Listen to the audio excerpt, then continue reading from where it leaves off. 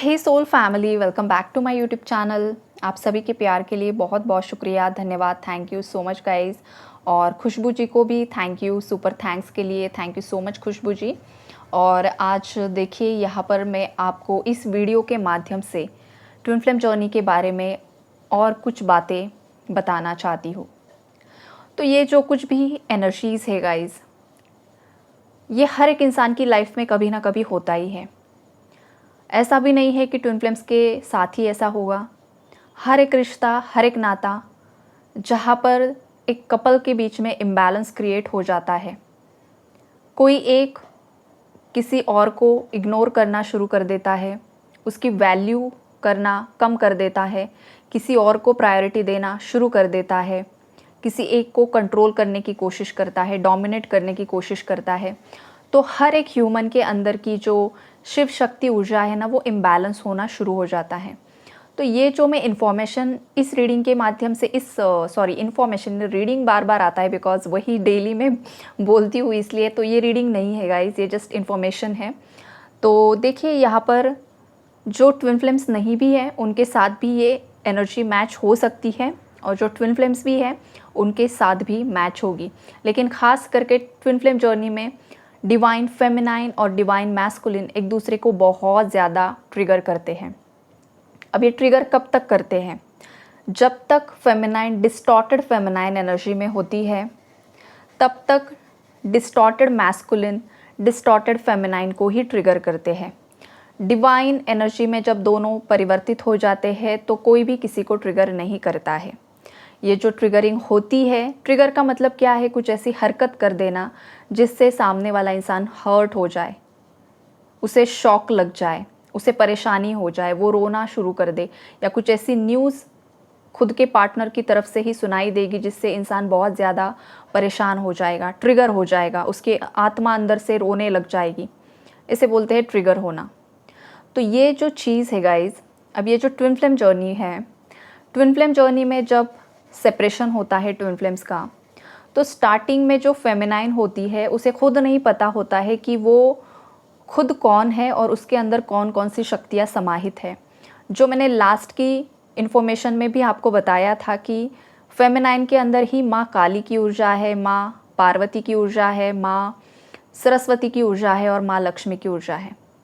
ये ऊर्जाएं होती है गाइज, अंश अंश, बहुत छोटा सा अंश, लेकिन हाँ होता है। उसके अंदर माँ सरस्वती होती है उसके कंठ चक्र में, इसीलिए वो लोगों को गाइड कर सकती है, लोगों को हील कर सकती है, लोगों को सही राह दिखा सकती है। अगर माँ सरस्वती ही उसके साथ नहीं है, उसकी ब्लेसिंग ही उसके साथ नहीं है, तो वो लोगों को किस तरीके से गाइड कर पाएगी, कंसल्ट कर पाएगी? कुछ भी नहीं कर पाएगी। ये होता है। माँ लक्ष्मी की ऊर्जा होती है बिकॉज डिवाइन फेमिनाइन जिस किसी भी इंसान के साथ जुड़ जाती है ना गाइज, तो डिवाइन फेमिनाइन की एनर्जी से उस इंसान का भी भाग्य परिवर्तित होना शुरू हो जाता है पॉजिटिवली। वो जिस भी घर में जाएगी ना, उस घर में माता लक्ष्मी की कृपा हो जाएगी, माता लक्ष्मी बरसने लग जाएगी। ये होता है डिवाइन फेमिनाइन की क्वालिटी। और माँ काली का रूप भी उसे धारण करना पड़ता है जब बुरे लोग उसे बहुत ज़्यादा, हद से ज़्यादा उसकी शक्तियों का इस्तेमाल करना शुरू कर देते हैं, उसे डोमिनेट करना शुरू कर देते हैं, उसे नीचा दिखाना शुरू कर देते हैं। तो असुरों का संहार करने के लिए तो माँ पार्वती को माँ काली का रूप धारण ही करना होता है। लेकिन जब वो ममतामयी माँ पार्वती होती है तो वो हर एक अपने बच्चे को गले से लगाती है, प्यार करती है, दुलार करती है, हर एक को एक सही राह दिखाती है। लेकिन जब बुराई बढ़ जाती है ना, तो उसे माँ काली का स्वरूप धारण करना ही पड़ता है। तो ये सब क्वालिटीज़ में अगेन आपको एक्सप्लेन कर रही हूँ ताकि आपकी कॉन्सेप्ट अगेन क्लियर हो सके। अब आगे बढ़ते हैं। ये जो ट्रिगरिंग है, वो ट्रिगरिंग किस तरीके से होती है? जब उसे पता नहीं होता है फेमिनाइन को कि उसके अंदर इतनी सारी पावर समाहित है, तब होता क्या है? अनअवेयरनेस में फेमिनाइन अपने मैस्कुलिन पर पूरी तरीके से फाइनेंशियली और इमोशनली को डिपेंड हो जाती है कुछ समय के लिए, कुछ समय के लिए होती है।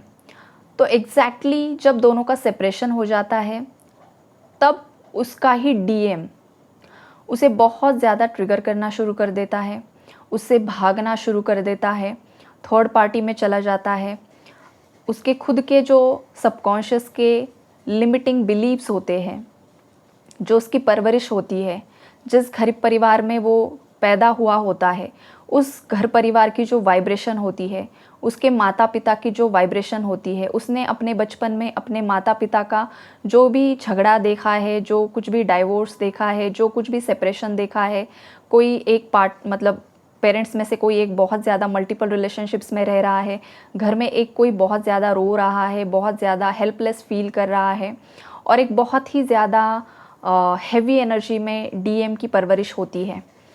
कभी कभी घर परिवार अगर सही है, माता पिता अगर सही है, शांत है, तो कोई ना कोई फैमिली रिलेटिव्स में ऐसा इंसान होता है गाइस, जिससे बहुत ज़्यादा डीएम को ट्रिगर्स मिलते हैं, बहुत ज़्यादा उसे परेशानियां झेलनी पड़ती है, जिस वजह से डीएम का जो सबकॉन्शियस माइंड है, उसकी जो प्रोग्रामिंग है, उसका जो डेवलपमेंट है, वो इस तरीके से होता है ना कि उसके अंदर बहुत ज़्यादा एंगर इश्यूज़ क्रिएट हो जाते हैं, ट्रस्ट इश्यूज़ क्रिएट हो जाते हैं, इनर चाइल्ड फियर क्रिएट हो जाता है। ये सब चीज़ें मैंने पहले की वीडियोस में भी आपको एक्सप्लेन की है, लेकिन अब यहाँ पर ये कॉन्सेप्ट समझाने के लिए मुझे अगेन रिपीट करना होगा ये सब। तो ये जो कुछ भी प्रोग्रामिंग डीएम की हो जाती है ना, इससे होता क्या है कि डीएम की लाइफ में जब डीएफ आती है तब उसे डर लगने लगता है। पास्ट की जो सबकॉन्शियस की प्रोग्रामिंग है, जो बचपन में उसने अपने माता पिता को लड़ते झगड़ते देखा है, या किसी और कपल को लड़ते झगड़ते देखा है, या खुद की लाइफ में बहुत सारे ब्रेकअप से गुजरे हैं, तो वही एक ट्रस्ट इशू उनके सबकॉन्शियस माइंड में होता है। और फिर वो फेमिनाइन को भी खोने से डरने लगते हैं, कहीं ये भी मुझे छोड़कर चली ना जाए, और वही चीज़ वो मैनिफेस्ट कर देते हैं अननोइंगली। और ये डिवाइन का प्लान भी होता है गाइस, डिवाइन के प्लान के अकॉर्डिंग ही ट्विन फ्लेम जर्नी चलती है। यहाँ पर बस आप इनर वर्क कर सकती हो फेमिनाइज, बाकी आप फोर्सफुली कुछ भी नहीं कर सकती हो। एक बात हमेशा याद रखिए, जब जब जो होना है ना, वही होकर रहता है ट्विन फ्लेम जर्नी में। आपके हाथ में बस आपका इनर वर्क और आपकी साधना है, दैट्स इट। और आपके इनर वर्क से, आपकी साधना से ही आपके मैस्कुलिन भी अवेकन होते हैं। तो आगे बढ़ते हैं। अब ये जो डीएम की सबकॉन्शियस की प्रोग्रामिंग है, उसके जो भी अंदर के इश्यूज़ है, वो सब इश्यूज़ डीएम को मिरर करना शुरू कर देती है। उसके अंदर जो कुछ भी खोखलापन है, जो डीएम दिखावा कर रहा है कि मैं बहुत ज़्यादा स्ट्रॉन्ग हूँ, मैं बहुत ज़्यादा कैपेबल हूँ, मैं फ्यूचर में ये करके दिखाऊंगा, वो करके दिखाऊंगा, मुझे ये करना है, मुझे वो करना है। सपने बहुत बड़े बड़े होते हैं डीएम्स के। समाज के लिए, सोसाइटी के लिए, घर परिवार के लिए, डीएफ के लिए वो बहुत कुछ करना चाहते हैं। बड़े लेवल का होता है वो, छोटे लेवल का नहीं होता है। लेकिन जब एक्शन लेने का वक्त होता है, जब वो रियलिटी में करने का वक्त होता है ना, वहाँ पर डीएम फेल हो जाते हैं। और यहीं पर उनकी जो डीएफ एनर्जी है वो उन्हें ट्रिगर करती है। उन्हें वो बार बार कुछ ऐसी बातें बताती है, कुछ ऐसी बातें बोलती है ना, जिससे कि डीएम एनर्जी भी ट्रिगर होना शुरू हो जाती है। ये भी सच्चाई है गाइस। और इसी ट्रिगरिंग के वजह से भी डीएम ऐसा सोचते हैं कि ये जो फीमेल मेरे साथ है, इसकी जो ऊर्जा है ना, वो मेरे से भी काफ़ी ज़्यादा हाई है, काफ़ी ज़्यादा पावरफुल है। और जो मेरी कार्मिक पार्टनर थी ना, वो ही सही थी, बिकॉज उसे मैं बहुत ज़्यादा आसानी से कंट्रोल कर पा रहा था। उस पर मेरा पूरी तरीके से कंट्रोल था और वो कंट्रोल हो भी जाती थी। लेकिन ये जो फेमिनाइन है, ये जो फीमेल है, ये मुझसे कंट्रोल नहीं हो पा रही है। तो चलो इसे छोड़ देते हैं और फिर उसी लोअर वाइब्रेशनल फीमेल के पास चले जाते हैं जो मुझसे कंट्रोल हो रही थी।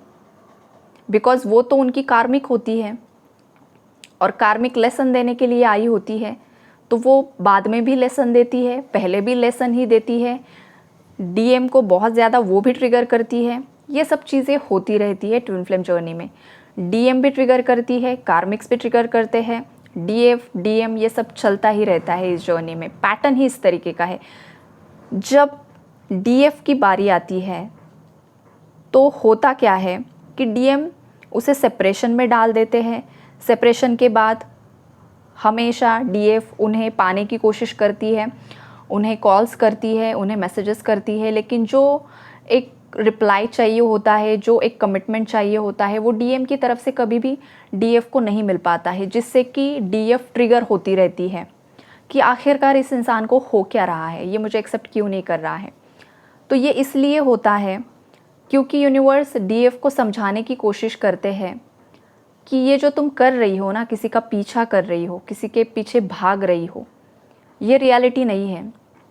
तुम खुद शक्ति हो, तुम खुद लक्ष्मी हो, तुम खुद सरस्वती हो और तुम्हारे अंदर ही वो सब पावर्स है। तो तुम क्यों इसके पीछे भाग रही हो?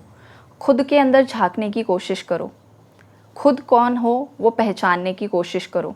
और ये जो इंसान है वो आपको लौटाया जाएगा, लेकिन उससे पहले खुद को हील करो। खुद के अंदर कौन कौन सी डिस्टॉर्टेड एनर्जीज़ हैं उसे पहचानने की कोशिश करो। और ये जो कुछ भी होता है ना, ये आपको मैसेजेस मिलते हैं गाइज, यूनिवर्स की तरफ से नंबर्स दिखाए जाते हैं, वीडियोस आपके सामने आते हैं, कुछ ऐसे मैसेजेस पॉपअप होते हैं जिससे कि आपकी पर्टिकुलर जो सिचुएशन है ना उसका एक्सप्लेनेशन वहाँ पर, उसका आंसर आपको मिल जाता है।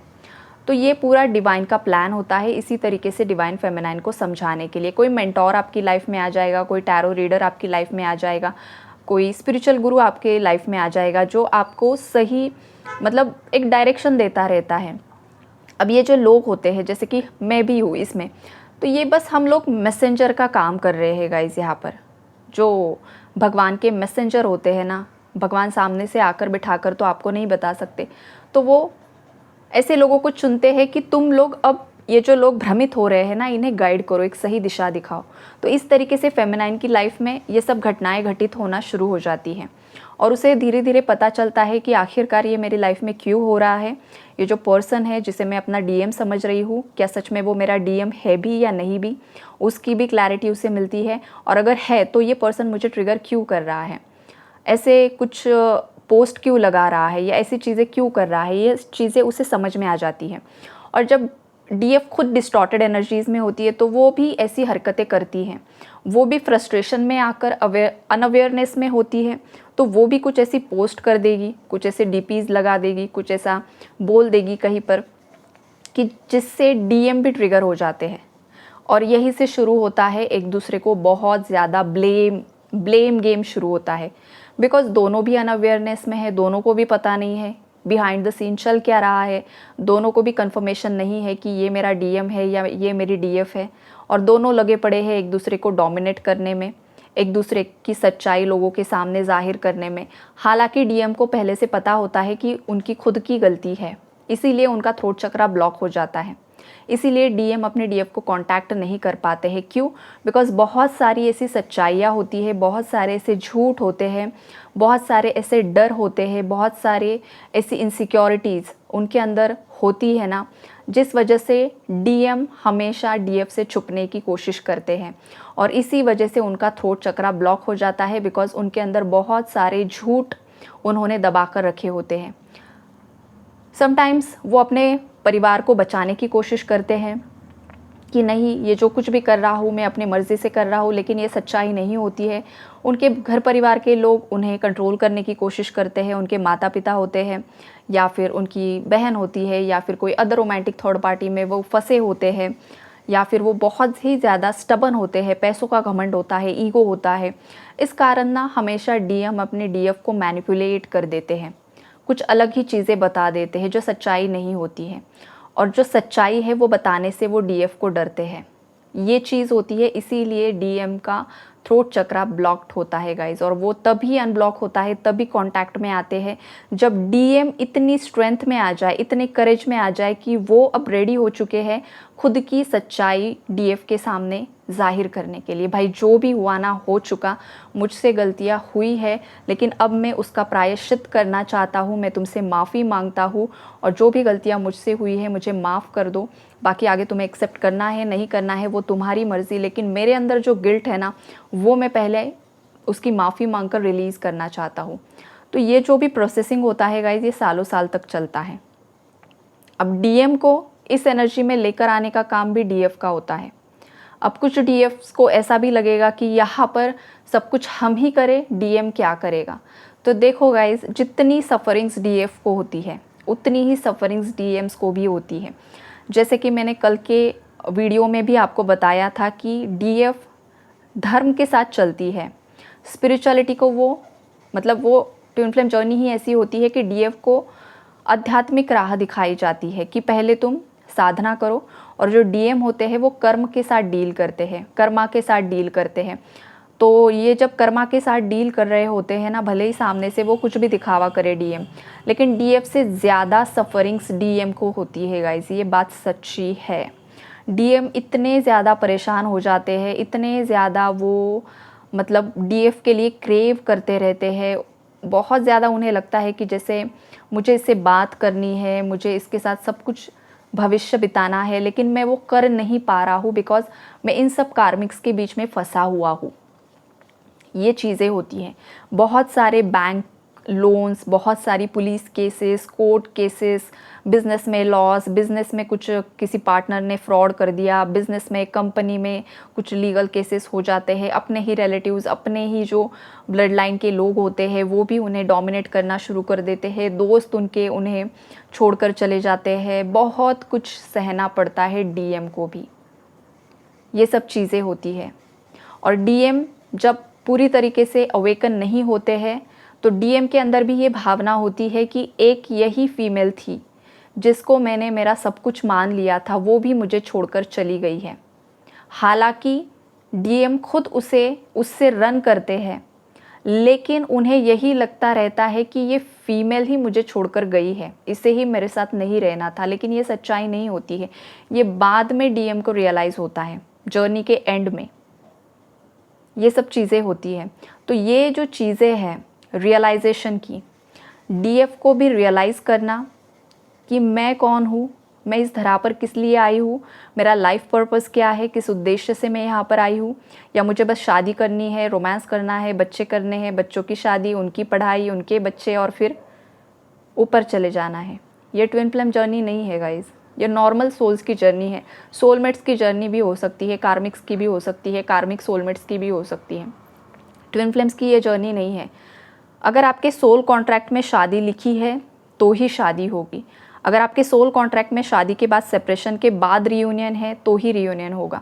अगर आप सोल कॉन्ट्रैक्ट में लिखवा कर आए हो कि हम दोनों 3D में फिजिकली रियूनाइट नहीं होंगे लेकिन हम अलग अलग रहकर काम करेंगे, तो ये भी सोल कॉन्ट्रैक्ट होता है। जैसे कि राधा और कृष्णा की जर्नी है, दोनों एक साथ नहीं थे लेकिन फिर भी वो अलग अलग लेवल पर रियूनाइट थे और अलग अलग लेवल पर अपना काम ही कर रहे थे, राइट। और जो शिव शक्ति है, शिव शक्ति की जो जर्नी होती है वो रियूनाइट कर दिए जाते हैं बाद में फिजिकल वर्ल्ड में भी। तो यहाँ पर भी होता है कि आपका सोल कॉन्ट्रैक्ट क्या है, 3D में आपका रियूनियन लिखा है या नहीं लिखा है।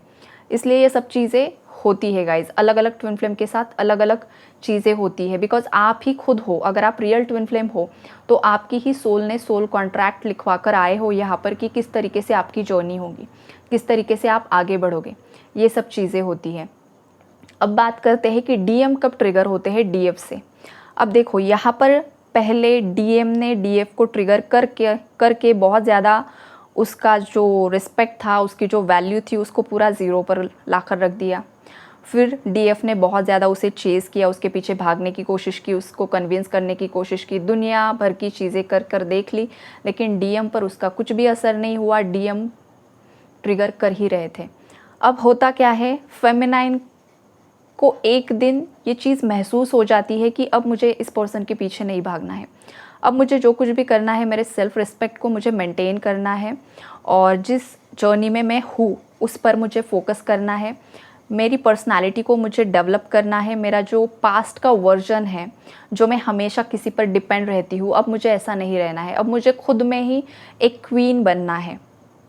जब वो क्वीन बनती है, पूरी तरीके से अपना जो चार्ज है अपने हाथ में लेती है और वो डीएम को चेज़ करना बंद कर देती है, भाई तुझे जो करना है कर ले, आना है तो आ, या फिर जो कुछ भी होगा इट्स ओके। लेकिन वो ऐसा नहीं बोलती कि मुझे ये नहीं चाहिए, ये डीएम नहीं चाहिए, ऐसा नहीं होता है। बस वो एक फेज़ में चली जाती है कि अब मुझे नहीं भागना है, अब जो कुछ भी होगा यूनिवर्स को मैंने सरेंडर कर दिया है, भगवान जी आप ही देख लेना, मैं मेरी साधना में लीन रहूँगी और बाकी जो भी होगा वो यूनिवर्स की मर्ज़ी से होगा।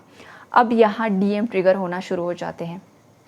डीएम को लगता है कि ये अब मुझे चेज़ क्यों नहीं कर रही, अब इसकी एनर्जी मुझे पिक क्यों नहीं हो रही है, अब इसे क्या हो गया है। फिर वो डाउट में चले जाते हैं, कहीं इसकी लाइफ में तो कोई और नहीं आ गया, कहीं इसका इंटरेस्ट मुझसे कम तो नहीं हो गया, शायद अब ये मुझे पसंद नहीं करती है, या फिर जो कुछ भी उनके माइंड में थॉट आते हैं, वो सब होता है वहाँ पर। तो यहाँ पर अब बारी है डीएम की। अब जैसे तुमने ट्रिगर किया ना, अब तुम्हारी बारी है। अब तुम्हें खुद के अंदर झांकना होगा कि तुम कौन हो, तुम्हें क्या करना है। जिन लोगों के पीछे तुमने अपनी ही शक्ति को ठुकरा दिया और जिन लोगों के पीछे गए, अब उन लोगों की सच्चाई देखो क्या है। जब तक तुम खुद से नहीं देखोगे ना, तब तक समझ में नहीं आएगा कि तुम्हारी डीएफ तुम्हें क्या समझाने की कोशिश कर रही थी बार बार बताकर। तब तुम्हें वो लोग बहुत ज़्यादा प्यारे लग रहे थे, सब कुछ अपने अपने लग रहे थे, डीएफ पराई लग रही थी, डीएफ ग्रीडी लग रही थी, लालची लग रही थी, पैसों के लिए कर रही थी, उसके बहुत अफेयर्स थे, जो कुछ भी इल्ज़ाम डीएम लगा देते हैं जब अनअवेयरनेस में होते हैं। तो ये सब चीज़ें ना यूनिवर्स उनके सामने लेकर रख देते हैं। देखो भाई, तुम्हारे कार्मिक्स के असली चेहरे देखो, जिनके पीछे तुम भाग रहे थे। वही लोग लालची हैं, वही लोग मल्टीपल रिलेशनशिप्स में रहते हैं, वही लोग अपने पार्टनर के साथ लॉयल नहीं थे। और जो इंसान तुम्हें दिया गया था वो तो तुम्हारे लिए सब कुछ कर रहा था, लेकिन तब तुम्हें वो नहीं चाहिए था ना। तो इसीलिए इतनी ज़्यादा तुम्हें साइकिल्स को पार करना पड़ा है रियलाइजेशन में आने के लिए। ये चीज़ें होती है। तो स्टार्टिंग में डीएम डीएफ को ट्रिगर करते हैं, और जैसे ही डीएफ अपने सेल्फ रिस्पेक्ट की एनर्जी में आ जाती है, अपनी स्ट्रेंथ में आ जाती है, वैसे ही डीएम ट्रिगर होना शुरू हो जाते हैं। अब इस दौरान क्या होता है, कभी कभी डीएम का किसी के साथ बहुत बड़ा पास्ट लाइफ का कार्मिक साइकिल पेंडिंग होता है। तो इस केस में डीएफ एनर्जी जो होती है वो उस इंसान के कांटेक्ट में चली जाती है जिसके साथ आपके डीएम का पास्ट लाइफ का कर्मा पेंडिंग है। फिर वो कोई फैमिली मेम्बर हो सकता है, कुछ रेयर केसेस में उसके घर परिवार के लोग हो सकते हैं, या फिर ये कोई डीएम का ही दोस्त हो सकता है। ये मेल हो सकता है या फीमेल हो सकती है, जिसके साथ डीएम का कुछ ना कुछ दुश्मनी है, कुछ ना कुछ पंगा है, कुछ ना कुछ ऐसी चीज़ें हैं जो डीएम को पसंद नहीं है। और डीएम को यही लगते रहता है कि ये इसको एंटरटेन क्यों कर रही है, ये इसके पीछे क्यों जा रही है, या फिर इसके साथ क्यों है। तो ये क्यों होता है, बिकॉज उस पर्सन के साथ डीएम का कर्मा पेंडिंग है। और डीएफ उस इंसान के कांटेक्ट में जो जाती है, जो कुछ भी होता है, उनका कार्मिक एक्सचेंज रहता है, तो वो इसलिए होता है बिकॉज यूनिवर्स डीएम को समझाने की कोशिश करते हैं कि इस पर्टिकुलर इंसान के साथ तुम्हारी जो पास्ट लाइफ की पेंडिंग साइकिल्स है वो क्लियर होना, वो बैलेंस होना भी ज़रूरी है। और डीएफ ही ऐसी होती है ना कि वही डीएम को ट्रिगर कर सकती है। दुनिया के कोई लोग ऐसे नहीं है, किसमें इतनी ताकत ही नहीं है कि वो डीएम को ट्रिगर कर दे। डीएम की कितनी भी कार्मिक गर्लफ्रेंड्स पहले रह चुकी होती है, वो कभी डीएम को ट्रिगर नहीं कर पाती है, बिकॉज वो खुद लोअर वाइब्रेशनल एनर्जीज होती है। उनके सामने डीएम की एनर्जी हाई वाइब्रेशनल होती है। डीएम के सामने अगर किसी की ऊर्जा हाई वाइब्रेशनल वो फील करते हैं ना, तो वो उनकी बस डीएफ की एनर्जी होती है, बाकी कोई भी नहीं होता है। ये बात हमेशा याद रखिए। और इसीलिए डीएम बहुत ज़्यादा तड़पते हैं कि ये इसके साथ क्यों है, इससे कांटेक्ट में क्यों है। तो वो इसीलिए है बिकॉज डीएफ के साथ भी उस पर्टिकुलर इंसान का पास्ट लाइफ का कुछ कर्मा था, कुछ कर्मों का लेन देन था जो अच्छा था, जो सोलमेट्स का मतलब ये नहीं है कि लव पार्टनर्स होते हैं। सोलमेट मतलब ऐसा इंसान होता है जो आपकी तकलीफ़ भरी जो एक सिचुएशन होती है वहाँ पर आपको सपोर्ट कर देता है। तो वो उस इंसान के साथ डीएफ का भी कर्मा होता है जो बैलेंस होना ज़रूरी होता है, जो एक दूसरे के लिए अच्छा किया होता है वो बैलेंस होना ज़रूरी होता है। और डीएम को भी वो इंसान ट्रिगर करता है बिकॉज डीएफ उससे कांटेक्ट में है। फिर वो उसके ऑफिस का कोई कलीग होगा डीएम के, या फिर कोई दोस्त होगा, या फिर कोई डीएफ के साइड का रिलेटिव होगा, कोई भी हो सकता है। आपकी जर्नी के हिसाब से चीज़ें गोल गोल घूमती रहती है। अब यहाँ पर होता क्या है कि डीएम के अंदर, उस पर्टिकुलर इंसान के अंदर जो गुस्सा है ना, तो यूनिवर्स आपको बताने की कोशिश कर रहे हैं कि आपके अंदर जो बदले की भावना है, जो गुस्सा है, वो आप थूक दीजिए, वो आप रिलीज़ कर दीजिए। और आपने बोल दिया और हो गया चमत्कार, ऐसा नहीं होता है। आपको इनवर्क करना होता है, आपको आपके रूट चक्रा को, हार्ट चक्रा को हील करना होता है। जब तक हार्ट चक्रा हील नहीं है आपका, जब तक आपके हार्ट चक्रा में कुछ किसी के प्रति बदले की भावना है, किसी के प्रति जेलसी की भावना है, किसी के प्रति गुस्सा है, तब तक हार्ट चक्रा ब्लॉकेज रहते हैं। और जब तक हार्ट चक्रा ब्लॉक है तब तक शिव शक्ति का मिलन कैसे पॉसिबल है, बिकॉज हार्ट चक्रा ही शिव शक्ति की ऊर्जा को कैरी करता है। तो ये होती है ट्विन फ्लेम जर्नी। अब ये डीएफ के साइड से भी होता है, जैसे कि डीएफ को लगता है कि डीएम कार्मिक में है। अब डीएम की साइड से उसके पेरेंट्स हो सकते हैं या कोई अदर पर्सन हो सकता है, जैसे कि डीएफ भी उनसे परेशान होती है कि डीएम इसको क्यों एंटरटेन कर रहा है। तो एग्जैक्टली डीएम को भी ऐसा ही लगता है कि ये इनको एंटरटेन क्यों कर रही है। तो ये बस तब तक चलता है, तब तक दोनों के माइंड में ये फॉगी एनर्जी होती है, जब तक दोनों भी अवेयरनेस में नहीं होते हैं। तो अगर आप डीएम हो और आपको लग रहा है कि मेरी डीएफ इस पर्टिकुलर इंसान के साथ क्यों है, तो आपको क्लैरिटी मिली होगी, बिकॉज आपके अंदर जो बदले की भावना है वही कार्मिक इंसान आपको मदद कर रहा है इनडायरेक्ट वे में आपकी हीलिंग के लिए। तो ना किसी को ब्लेम कीजिए, ना किसी पर गुस्सा कीजिए, ना किसी से बदला लेने की कोशिश कीजिए, बिकॉज वो जो ऊर्जा है आपकी वो डिस्टॉर्टेड मैस्कुलिन की है। और जब तक आप डिस्टॉर्टेड मैस्कुलिन एनर्जी में रहोगे तब तक आप पर ये जो लीगल केसेस होते हैं, हेल्थ इश्यूज़ होते हैं, ट्रिगर्स होते हैं, वो चलता रहेगा, गोल गोल घूमता रहेगा। लेकिन जिस दिन आप इस बदले की भावना से बाहर आओगे, जिस दिन आप इस गुस्से से बाहर आओगे, जिस दिन आप इस फियर से बाहर आओगे, तब आप डिवाइन मैस्कुलिन बन जाओगे। आई बात समझ में। और जब तक डिवाइन फेमिनाइज बस अपने डीएम को ही ब्लेम करती रहेगी, वो जिस थर्ड पार्टी में है उसे ही ब्लेम करती रहेगी, उसी पर ही गुस्सा करती रहेगी, जब तक अनअवेयरनेस में रहेगी, उसके अंदर भी बदले की भावना होगी, गुस्सा होगा अपने डीएम के लिए भी और थर्ड पार्टीज़ के लिए भी, तब तक वो डिस्टॉर्टेड फेमिनाइन की एनर्जी में रहेगी। लेकिन जिस दिन ये फेमिनाइन अपने अंदर की इन सभी एनर्जीज़ को रिलीज़ कर देगी और एक अनकंडीशनल लव की एनर्जी में आ जाएगी, जिस दिन उसे पता चलेगा कि यही मेरा डीएम है और ये जो कुछ भी कर रहा है ये मेरी भलाई के लिए ही हो रहा है, और जिन लोगों के साथ इसका जितना भी कर्मा पेंडिंग है तब तक तो उसे डील करना ही होगा, तो यहाँ पर मैं फोर्सफुली कुछ नहीं कर सकती हूँ। इस माइंडसेट में जब फेमिनाइन आ जाती है ना, तब वो डिवाइन फेमिनाइन एनर्जी में परिवर्तित हो जाती है। और जब डिवाइन मैस्कुलिन और डिवाइन फेमिनाइन दोनों भी अपनी रियल पावर में आ जाते हैं, तब होता है उनका डिवाइन रीयूनियन, कमिटमेंट।